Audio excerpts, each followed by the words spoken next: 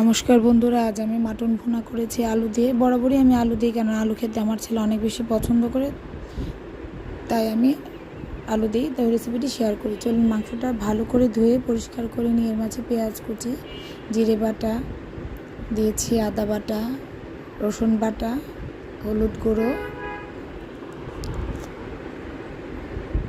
মরিচ গুঁড়ো, ধনে গুঁড়ো, পরিমাণ মতো লবণ দিয়েছি, আর দিয়েছি লং, জায়ফল গুঁড়ো, কিছুটা তেল,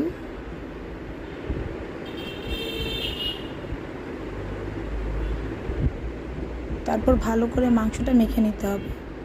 মাখানো হয়ে আসলে আমি ঢাকনা দিয়ে কিছুক্ষণের জন্য ঢেকে রেখে দেব। আর আরেকটা প্যানে তেল গরম হলে এর মাঝে পেঁয়াজ, রসুন কুচি, শুকনো মরিচ, তেজপাতা ফোড়ন দিয়ে কিছুক্ষণ ভেজে নিব। তারপর মেখে রাখা মাংসটা ঢেলে দেব। একটু ভাজা ভাজা হয়ে আসলে আবার ঢেকে দিব। কিছুক্ষণ পর ঢাকনা উঠিয়ে আবার নেড়ে চেড়ে ঢেকে দেব। কম আঁচে ঢেকে দিয়ে এক্সট্রা কোনো জল দিব না। যখন মাংস থেকে জল আসবে তখন এর মাঝে আমি দিয়ে দিব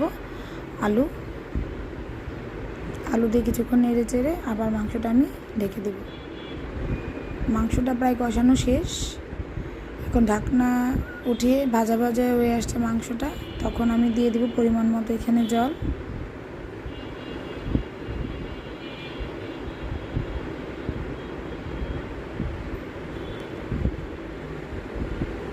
দিব গরম মশলা বাটা। ব্যাস, আমার রান্না কমপ্লিট। তো বন্ধুরা, এই রেসিপিটি আপনাদের কেমন লেগেছে অবশ্যই জানাবেন, কমেন্টস করতে ভুলবেন না, লাইক শেয়ার করবেন অবশ্যই। ধন্যবাদ ভিডিওটি শেষ পর্যন্ত দেখার জন্য। ভালো থাকবেন।